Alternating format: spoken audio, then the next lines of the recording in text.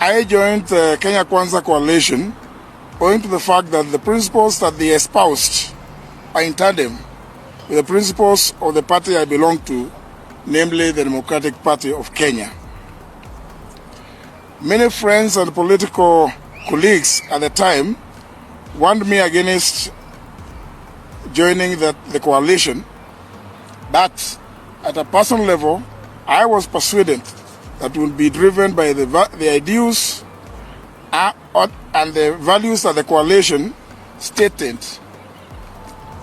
as a hustler nation to do the best for the people of Kenya.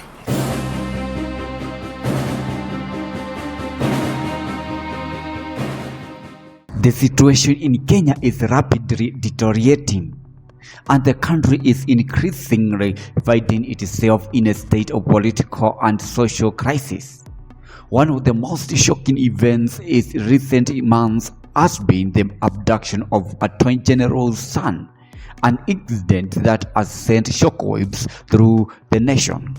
Dear countrymen, I've been quiet for some time now, and many people have been asking me where the country is heading and where we are, and so I would like to state as follows.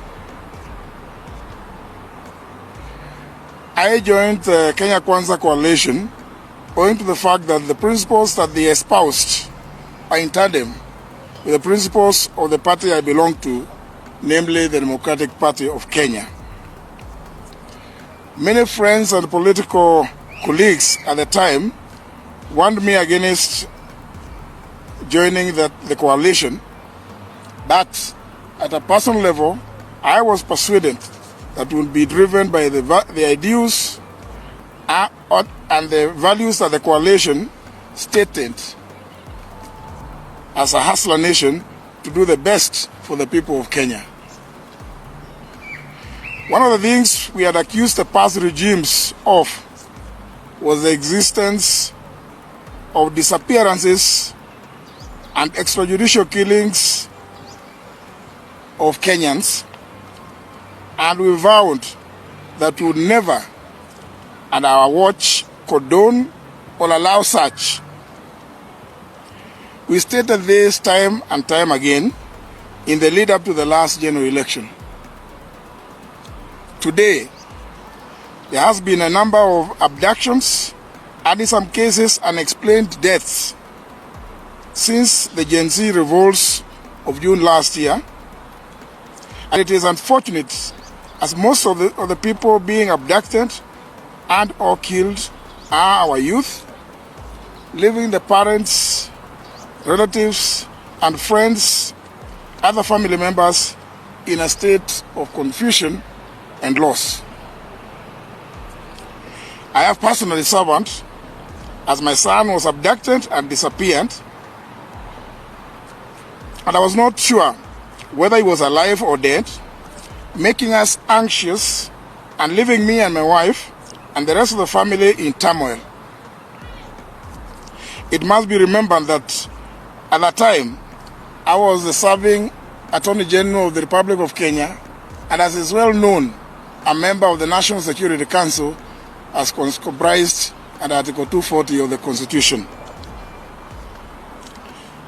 Despite making several requests, I was unable to trace my son, and I made demands to all the levels of the security apparatus of the country.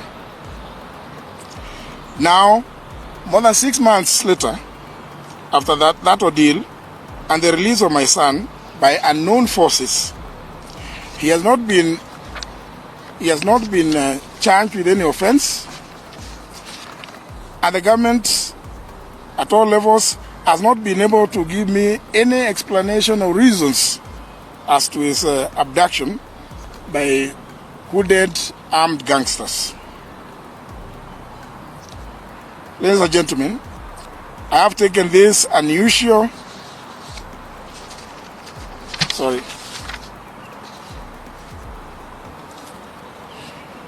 The security sector has said that they are not involved in the abductions, but interestingly, they have failed to stop them as they are happening in full public glare. The president has equally said that he would want to see the abductions end. Kenyans want to know how many of our youths have been taken in since the abduction started, how many have been released, how many are still being held, and where it is that they are being held.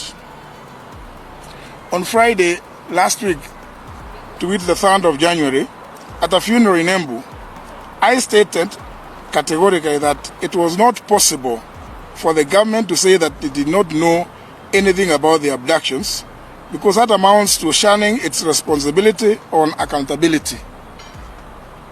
That is why I took the issue with a statement made by the Inspector General of Police that he did not know where the abductees are. In my view, the government cannot be excused for abdicating its duty of protecting the lives and property of the people of Kenya. I note that after my statement in Embu on Friday last week, a number of the youths that had been abducted and held in Communicado have been released. But from the reports that we see every day, there are still many that are still being held. The cardinal duty of the state and the government is to protect the lives and livelihood of its citizens, and cannot claim to be unaware of such serious breaches of the rights of Kenyans to live free from wrongful confinement and the violation of their inalienable right to life.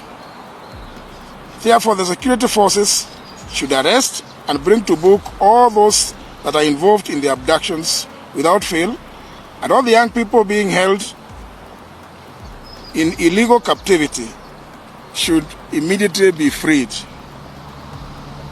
I'm fully aware of the doctrine of collective responsibility of cabinets. But since I'm also a victim of the abductions and serving in this government, I've not gotten any answers as to why my son was abducted, held in Communicado, and nobody gave any reasons for that abduction. I have taken this unusual step so that the matter of abductions and or extrajudicial activities being committed by whomever can now be honestly and robustly debated in the country with a view to finding a lasting solution to this scourge, which, if left unchecked, has the potential to plunge the country into chaos and anarchy. We cannot live in fear in a democratic country. Let Kenyans be. I thank you, ladies and gentlemen. What makes this even more disturbing is that the former Attorney General, Justin Muturi, continues to serve in the same government that many suspect is involved in the abduction. The apparent contradiction between his position and the crisis his family is facing only adds to the growing sense of unease among the public. Attorney General Muturi has publicly condemned the government for its role in the disappearance of his son, a statement that has ignited further controversy. His condemnation reflects not only his personal pain but also a broader sense of betrayal by a government that should be upholding the rule of law, but is instead perceived by many as being complicity in actions that violate human rights. As the government faces increasing pressure over extrajudicial killings, abductions, and other human rights abuses, many of its top leaders and key supporters are beginning to abandon ship. The exodus of political figures and supporters from the ruling coalition is a clear sign that the government is losing its grip on power. The situation is now so dire that even the President, William RUTO, is left shocked and shaken by the defections. One of the burning questions now is whether Attorney General Muturi will seek to join Rigathi That is the question we are having, that soon it will be answered. RUTO is shocked as the major supporters are leaving the government. This is Stephen, GC News.